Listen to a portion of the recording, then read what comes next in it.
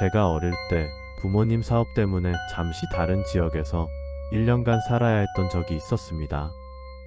그때 급하게 구한 집은 한적한 동네에 자리한 단독주택이었고 외관만 보면 평범해 보였지만 막상 문을 열고 들어서면 분위기가 전혀 달랐습니다.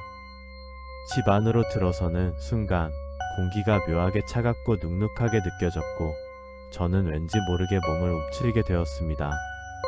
이 집의 가장 특이한 점은 모든 방문이 미닫이문으로 되어 있었다는 것입니다. 그 문 중간에는 뿌연 유리 시트가 붙어 있어 사람이나 물건의 실루엣만 흐릿하게 보이는 구조였어요. 피치피치는 각도나 바람에 흔들릴 때마다 유리 너머로 무언가 움직이는 듯한 그림자가 보이기도 했습니다. 처음에는 단순한 빛의 굴절이나 집 구조 때문이라 생각했지만 시간이 지나면서 그 느낌은 점점 더 섬뜩하게 다가왔습니다. 집 안은 평소보다 훨씬 어둡게 느껴졌습니다.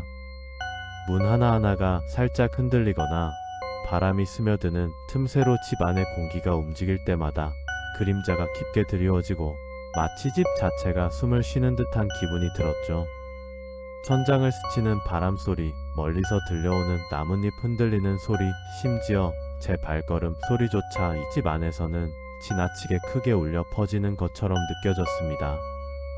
처음 그 집에 들어섰을 때 저는 단순히 새 집에 대한 긴장감만 있는 줄 알았습니다.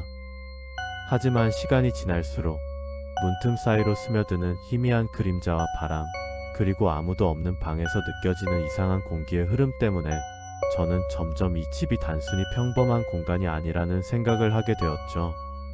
마치 누군가가 저를 보고 있는 것만 같은 묘한 압박감이 등을 스치며 심장 속까지 서늘하게 파고드는 느낌이었습니다. 집에 들어온 지 딱 일주일째 되는 날이었습니다. 부모님은 모두 출근하셨고 저는 방학이라 혼자 집에 남아 있었습니다. 처음에는 조용하고 평화로운 하루일 거라 생각했죠. 하지만 그 평화는 갑자기 깨졌습니다. 갑자기 현관 도어락에서 날카로운 소리가 울렸습니다. 비비빅. 짧지만 강하게 반복되는 경고음은 마치 누군가가 저를 향해 집 안으로 들어오라고 조롱하는 것만 같았습니다. 처음에는 부모님이 물건이라도 놓고 가신 줄 알았습니다. 하지만 제 직감은 달랐습니다. 어딘가 모르게 공기가 무겁게 내려앉고 심장이 빠르게 뛰기 시작했어요.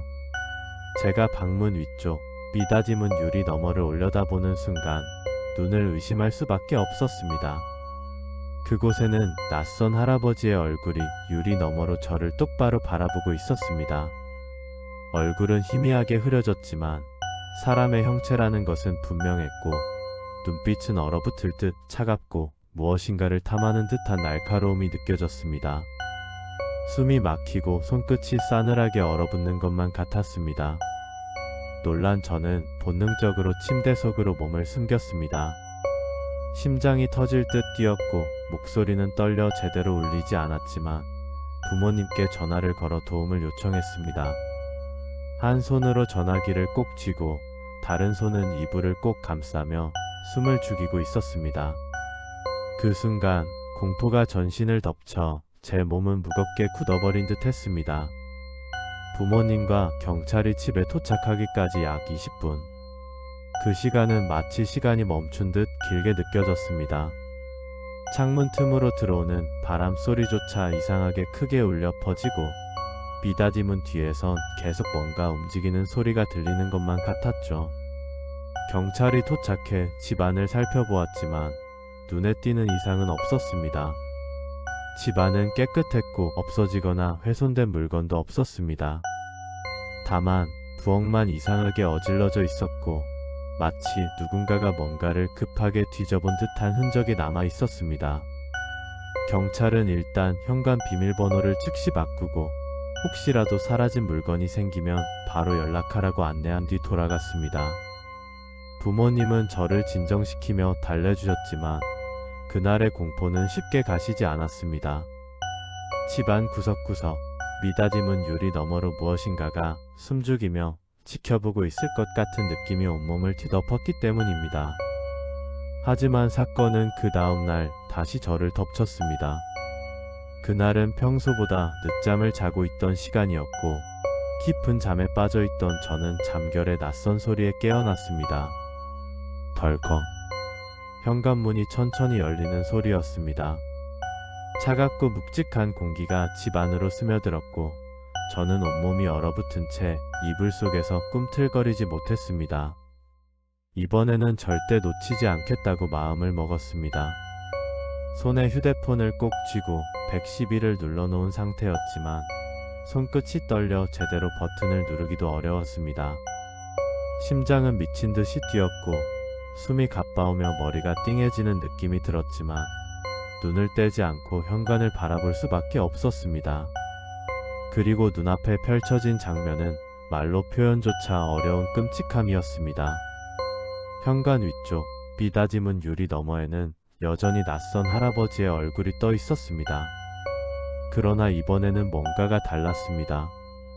얼굴은 분명 사람이었지만 아래쪽은 존재하지 않았습니다. 다리가 사라지고 몸통이 허공에 붕 떠있는 듯한 형태만 남아 있었습니다. 눈빛은 전보다 훨씬 날카로워져 있었고 무언가를 집요하게 탐하는 듯한 시선이 저를 정밀하게 꿰뚫는 기분이었습니다. 몸이 굳어 움직일 수 없었고 공포가 심장을 조여 숨조차 쉬기 어려웠습니다. 손에 쥔 휴대폰 너머로 경찰의 음성이 들렸지만 떨리는 목소리와 심장이 터질 듯한 두근거림 때문에 단 한마디도 제대로 대답할 수 없었습니다. 마치 그 얼굴이 현실과 뒤섞여 집안 전체를 집어삼킬 듯한 압박감을 느꼈습니다.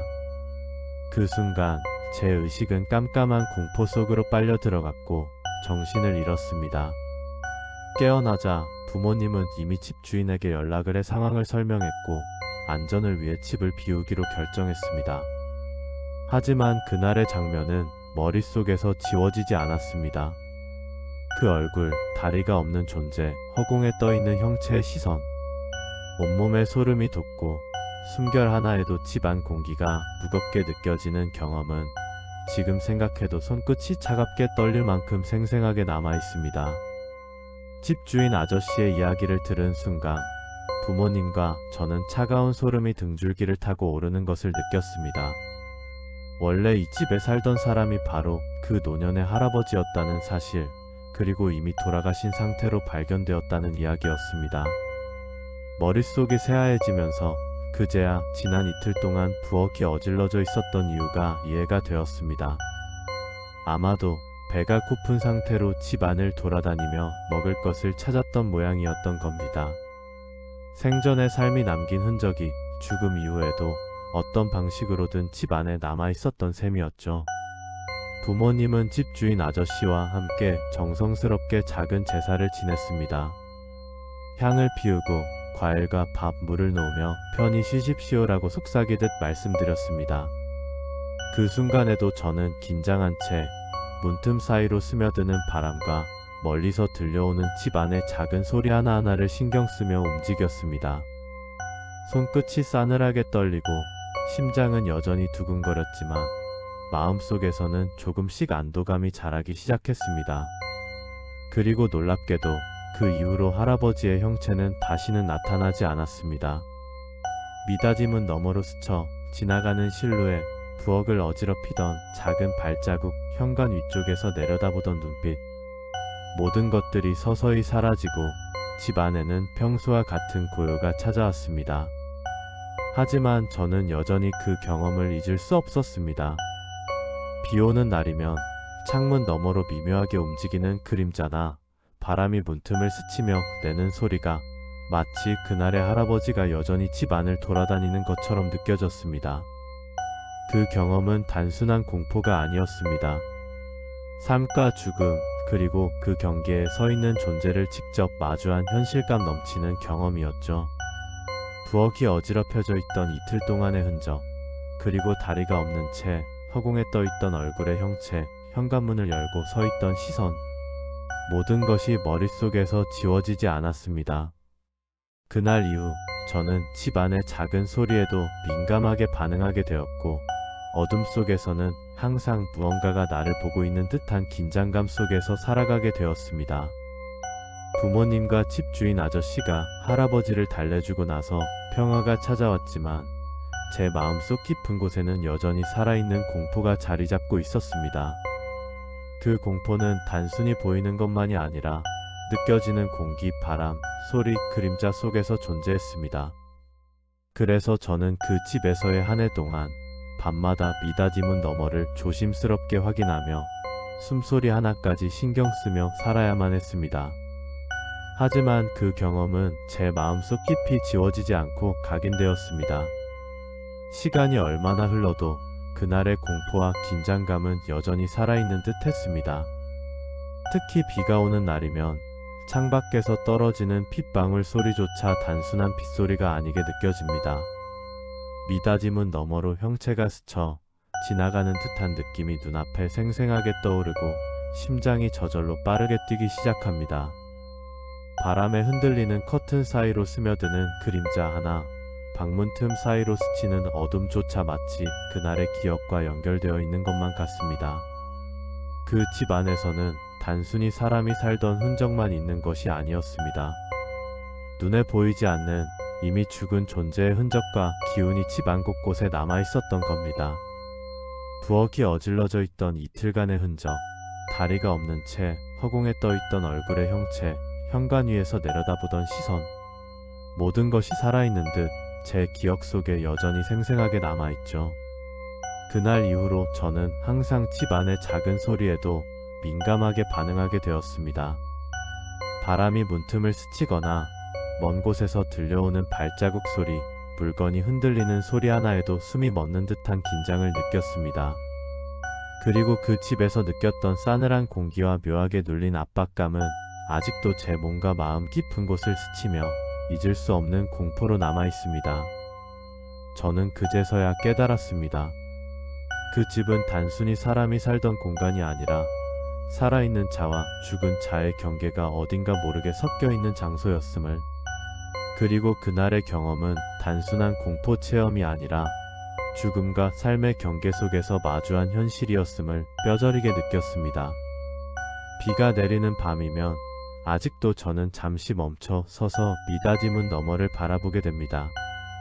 어쩌면 다시는 볼 수 없는 존재가 어느 구석에서 저를 지켜보고 있을지도 모른다는 생각이 머릿속을 스치며 등골을 서늘하게 합니다.